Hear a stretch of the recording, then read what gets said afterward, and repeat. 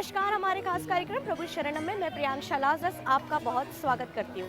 सावन का महीना शुरू हो चुका है, वहीं आज सावन का तीसरा दिन है जो बहुत ही खास है और हम आ गए हैं रायपुर के पौराणिक और ऐतिहासिक मंदिर महादेव घाट पे। तो चलिए आज आपको कराते हैं यहाँ के खास दर्शन।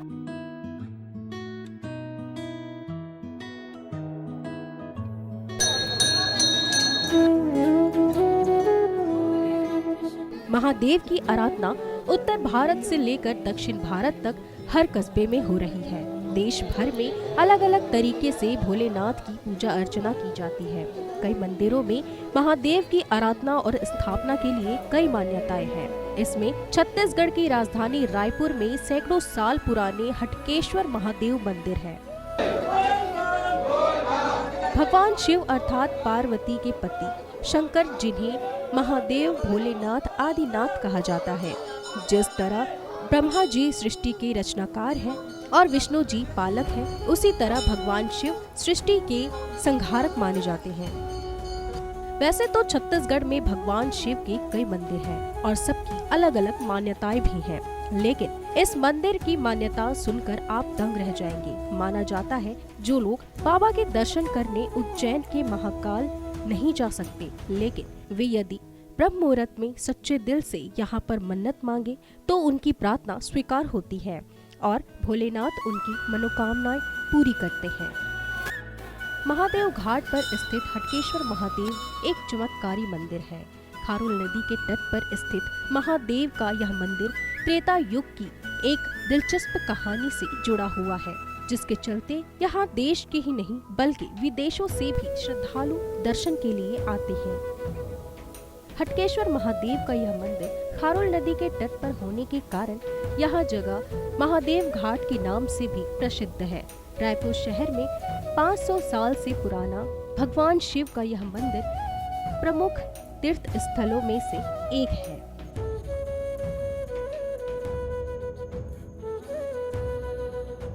हटकारेश्वर महादेव मंदिर में न केवल रायपुर ही नहीं पूरे छत्तीसगढ़ से श्रद्धालु यहाँ सावन के समय जल अभिषेक करने और बाबा के दर्शन करने आते हैं। आप देख सकते हैं कि कितना सही यहाँ पे लग रहा है कि सब लोग यहाँ मौजूद हैं और इतने सारे लोग यहाँ श्रद्धालु मौजूद हुए हैं और बाबा के दर्शन कर रहे हैं। आइए कुछ श्रद्धालुओं से करते हैं बातचीत।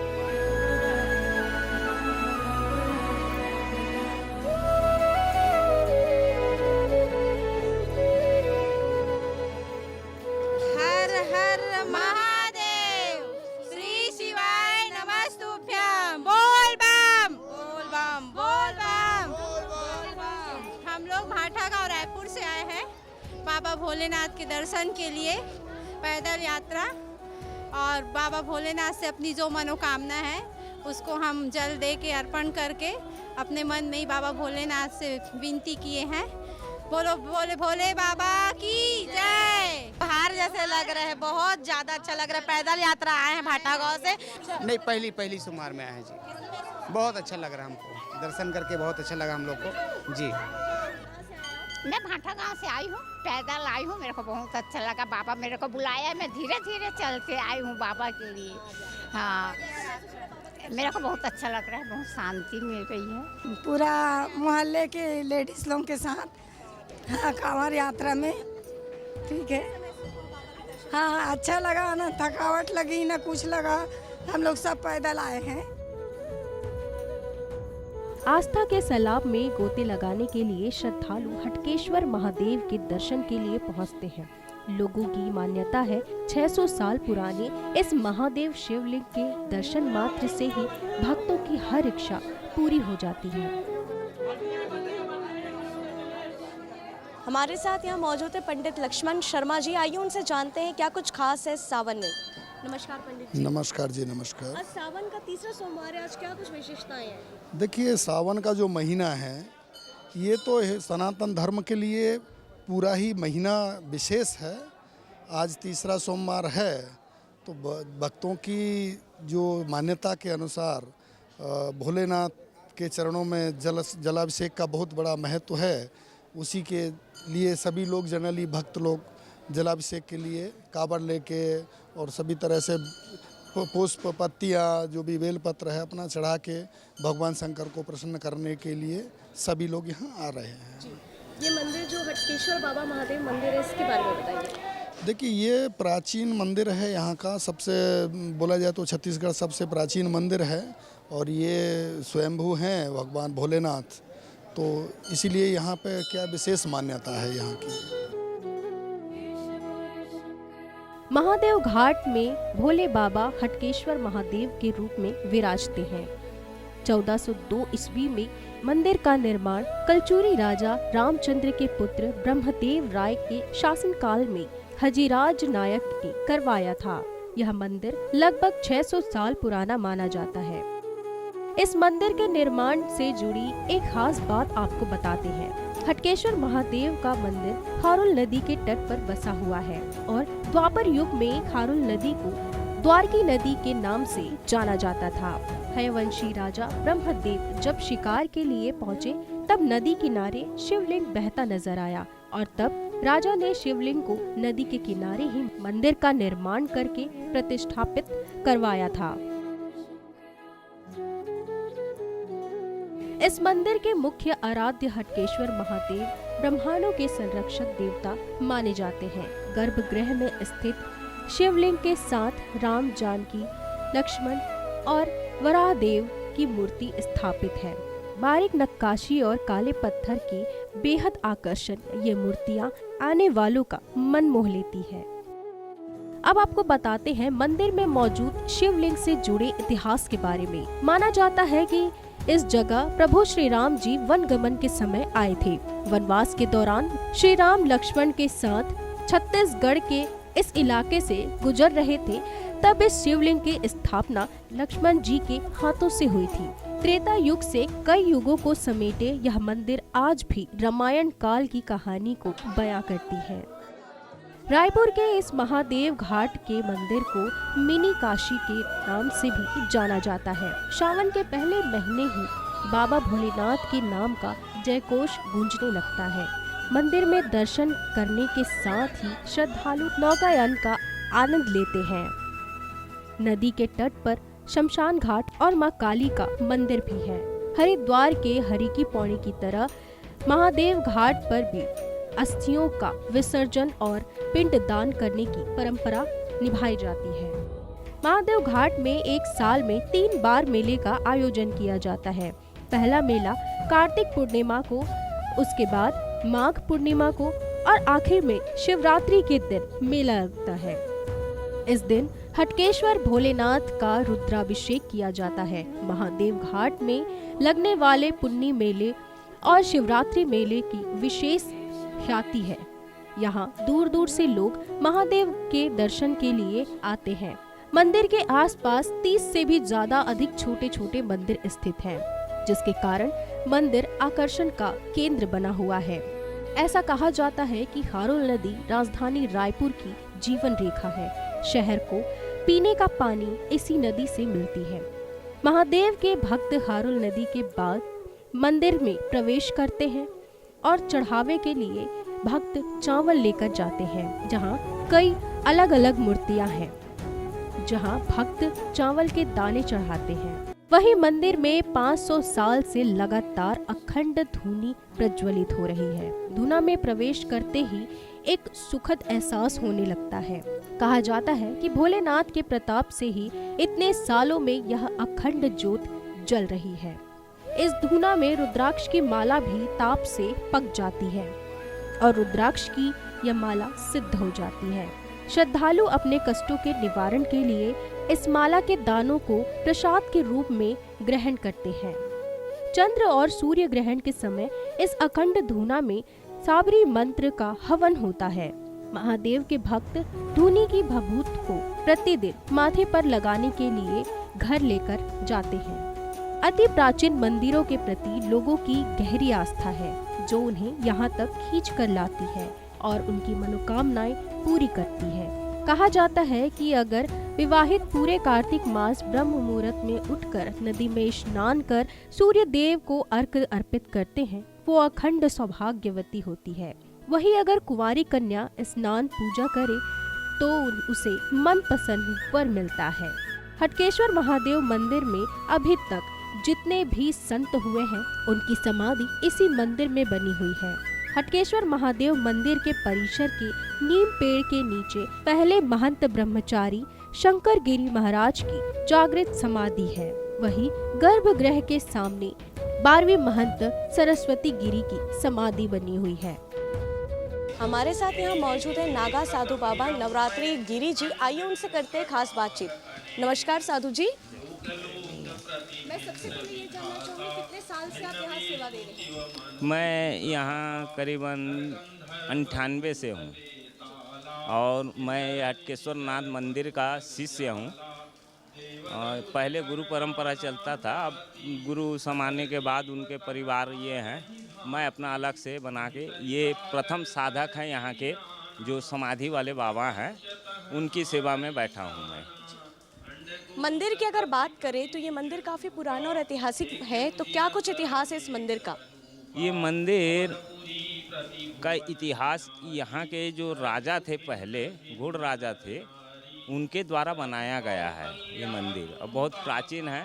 उस समय में इतना देख रेख नहीं होता था, तो धीरे धीरे जब ये घाट बन गया, महादेव घाट बन गया, माने यहाँ सब आना ये शुरू हो गया, तो फिर मंदिर का भी ये होना शुरू हुआ। और ये इतने नीचे से है, इनको खोद के भी परीक्षा किया गया, खोद नहीं पाए हैं। ये स्वयंभू हटकेश्वर नाथ है जो आज भी जागरूक है और भक्तों का तो सदा मंगल कर ही रहे हैं।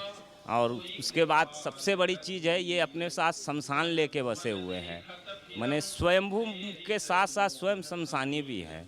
उस कारण हम इसको दूसरा उज्जैन मानते हैं। भारत का अगर कहीं है तो दूसरा उज्जैन ये हटकेश्वर नाथ है। पंडित जी, हर एक मंदिर में अपने चमत्कारों के लिए जाना जाता है, क्या कुछ इसका कहानी है चमत्कारों की अगर हम बात करें तो? इस मंदिर में मैया भूत प्रेत ये जो बाधाएं हैं और जो भी बाहरी ग्रह नक्षत्र का बाधा है, सबका समाधान होता है। और सभी सामान्य जल और बेलपत्ता से भी लोगों का मन्नत पूरा होता है और भगत सुबह से उसी कारण लगे रहते हैं आने के लिए, और भक्तों के द्वारा ये मंदिर चलता है। आपने भक्तों का जिक्र किया है, तो रोज़ाना यहाँ कितने भक्तों का आना जाना हो जाता है और कहाँ कहाँ से भक्त यहाँ पर शामिल होते हैं? लोकल भक्त तो मैया 4 बजे से आना शुरू हो जाते हैं। और उन लोग जो चमत्कार देखे हैं यहाँ बाबा का पूजा आप ही आप हो जाता था सुबह प्रातः। जितना भी आप ये कर लो, तो यहाँ सुबह जब मंदिर खोलते थे तो 2 बेलपत्ता फूल और जल चढ़ा मिलता था। आज भी ये होता है, लेकिन अभी थोड़ा कम हो गया है। लेकिन ऐसे चमत्कार है यहाँ के पुराने भगत लोग बताते हैं, जो बहुत बड़ा चमत्कार था। और यहाँ के जो साधक थे वो भी बहुत चमत्कार हैं, आज भी जागरूक हैं। और यहाँ जिंदा समाधि लगाए हैं। ये समाधि भी मंदिर के ही संस, जितना मंदिर पुराना है ये समाधि उतना पुराना है। आज भी बाबा जागरूक हैं, कभी सांप का रूप, कभी कुछ रूप में प्रकट हो जाते हैं। लेकिन भगत लोग इनको भी मानते हैं। वहाँ दर्शन करके यहाँ दर्शन करना या यहाँ दर्शन करके वहाँ दर्शन करना भक्तों का, पुराने भक्तों का नियम है जी। अभी तो इस तरफ बंद है बोल के इस तरफ आ नहीं रहे हैं, पब्लिक जनता इधर आने का ये नहीं है, नहीं तो पहले आना जाना रहता था, खुला था। तो सावन के बारे में अगर बात करें तो क्या कुछ विशेषता होती है सावन का? अगर मैं आपसे जानना चाहूँगी कि सावन, आखिर क्यों सावन को इतना पवित्र माना जाता है, थोड़े इतिहास के बारे में बताइए। सावन श्रावणी है। सावन क्या है ना, झड़ी का महीना है। इस महीने में भोलेनाथ के ऊपर स्वयं झड़ी वर्षा हुआ था। माँ गंगा जो ऊपर से आविर्भाव हुए थे, तो वो झड़ी वर्षा के रूप में ये हुए थे। तो भोलेनाथ इनको जटा में जब संभाल के जटा हिलाए थे, उससे जो जटा से झड़ी वर्षा हुआ था, उस कारण ये श्रावण महीने को भोलेनाथ का मुख्य महीना मान के माना जाता है। और इस महीने में रावण का भी इतिहास है। हाँ, और इस महीने में आपका श्रवण कुमार का भी इतिहास है। इस कारण श्रावण को जनता ज़्यादा मानते हैं। और हमारे सनातन धर्म में शिव का एक ही उपासक है जो सावन महीना है, उस कारण सावन को हम मुख्य से मानते हैं। यहाँ पर बाजू में देखा जाता है कि खारून नदी भी मौजूद है, क्या कुछ विशेषता है नदी की और इस मंदिर से जुड़ा उसका क्या कुछ इतिहास है? ये नदी का नाम एक्चुअली इनका नदी का नाम हाटकी नदी था। ये धीरे धीरे समय के हिसाब से इनको खारून नदी ये कर दिया गया, क्योंकि ये खार से निकले हैं बोल के खारून नदी इनका नाम दिया गया है। ये खार से निकले हैं, खेत के ये से निकले हैं, उस कारण इनका नाम खारून नदी है। और ये नदी आज भी सदा पानी देते रहता है, सूखता नहीं है कभी जी। मंदिरों की बात करें, जहां भगवान राम का ननिहाल कहा जाता है छत्तीसगढ़ को, वहीं देखा जाता है कि छत्तीसगढ़ के चारों ओर महादेव के कई ऐसे मंदिर मौजूद हैं। क्या कुछ विशेषता है महादेव का, क्या कुछ संबंध है छत्तीसगढ़ की धरती से? वैसे तो छत्तीसगढ़ का धरती हमारा ये दंडकारण्य है और यहाँ शुरू से ही दैत्यों का ये था, तो वो शिववंशी ही थे, नारायणवंशी यहाँ बहुत कम थे। उस कारण यहाँ शिव का ज़्यादा महत्व है। छत्तीसगढ़ में, पूरा छत्तीसगढ़ में शिव का मर्यादा ज़्यादा है, नारायण से शिव की मर्यादा ज़्यादा है, पूजा ज़्यादा है, क्योंकि ये दैत्यों का गढ़ था दंडकारण्य के नाम से, उस कारण शिव की मर्यादा ज़्यादा है। आप नागा साधु हैं, मैं जानना चाहूँगी क्या वजह होती है और किस तरह से एक नागा साधु अपने नॉर्मल जीवन को त्याग के जब वो साधु बनते हैं, तो आपने ये फैसला क्यों किया? अब देखिए, किसी के जीवन के बारे में किसी को मालूम नहीं रहता, अचानक ऐसा मोड़ आ जाता है जिसमें इंसान अपना राह चुन लेता है। तो हमको नागा संप्रदाय एक ऐसा संप्रदाय दिखा जो हर धर्म से परे और इसका नियम कानून बहुत कड़ा है।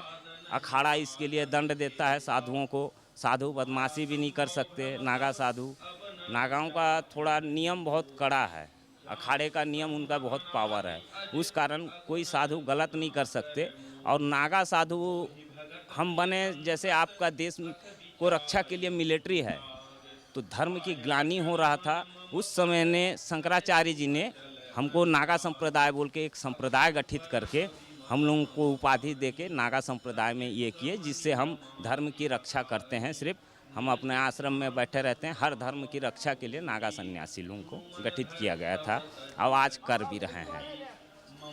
बहुत बहुत धन्यवाद साधु जी आपका। ये थे हमारे साथ नागा साधु बाबा नवरात्र जी, जिनसे हमने जाना क्या कुछ खास है इस मंदिर में और कितना पुराना और ऐतिहासिक ये मंदिर है। धार्मिक मान्यता के साथ पर्यटक को बढ़ावा देने के लिए राज्य सरकार ने महादेव घाट में नदी के दोनों छोर को जोड़ते हुए एक लक्ष्मण झूला भी बनाया है। ये प्रदेश का पहला लक्ष्मण झूला है जो नदी के रूप में श्रद्धालुओं के लिए बनाया गया है। प्रदेश भर से लोग यहाँ पहुँचते हैं और सुबह से शाम लक्ष्मण झूला का आनंद लेते हैं।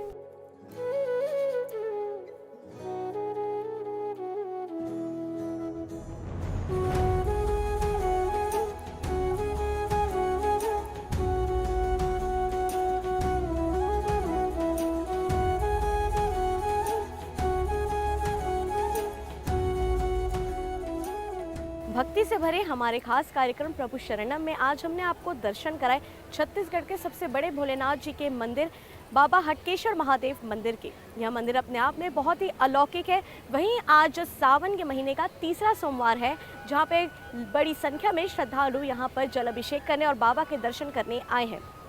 आज के हमारे इस कार्यक्रम में बस इतना ही। अब मुझे दीजिए इजाज़त। कैमरामैन रविकांत के साथ मैं प्रियांशा लाजरस, नमस्कार।